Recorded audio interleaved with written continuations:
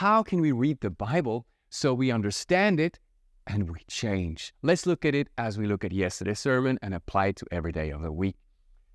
Yesterday's sermon was about the parable of the sower.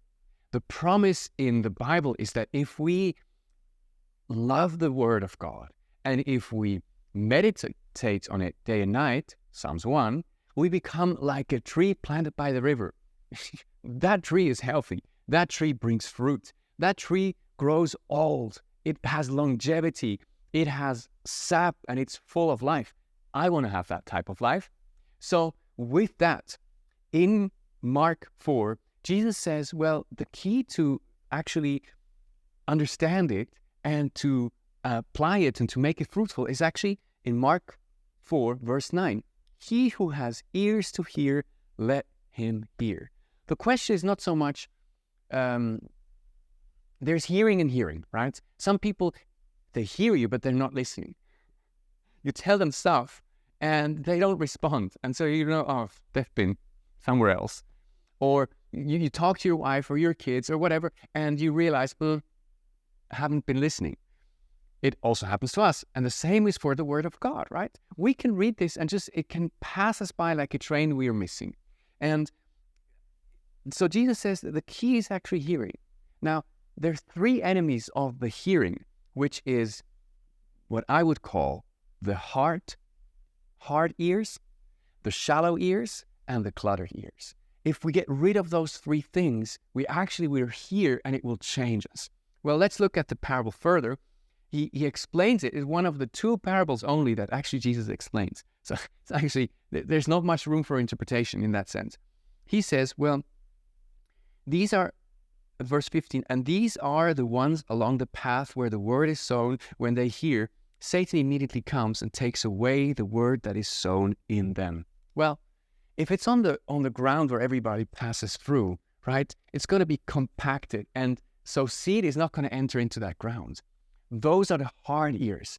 If you read this Bible as a critical person goes like, meh, what does it say about ancient people? Well, you're going to learn what it says about ancient people.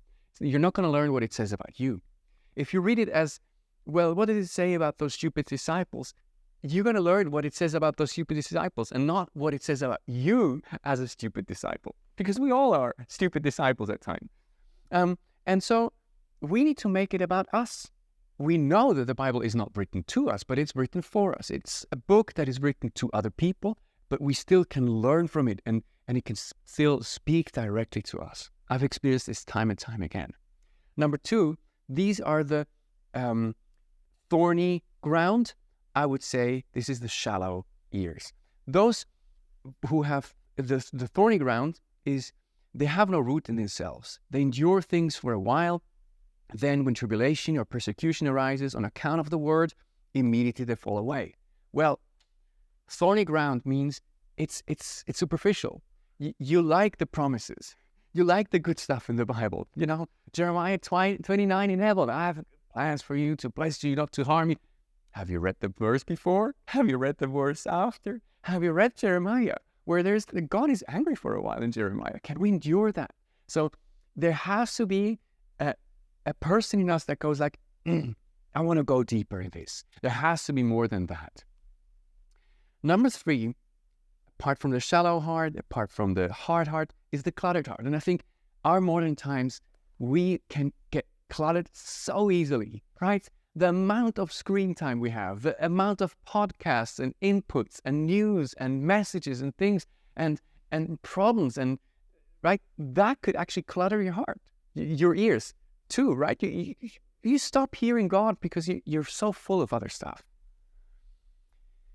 Those who hear the word, but the cares of the world and the deceitfulness of riches and the desires for other things enter in and choke the word. Let's not be that people. So 3 things that you have to fight off. And I don't know which one it is the most for you, but chances are one of the 3 speaks to you directly right now. So application is very simple. As in a Connect group, talk about it. What type of friend are you? What do you want to do to be more fruitful? God bless you guys. Have a wonderful week.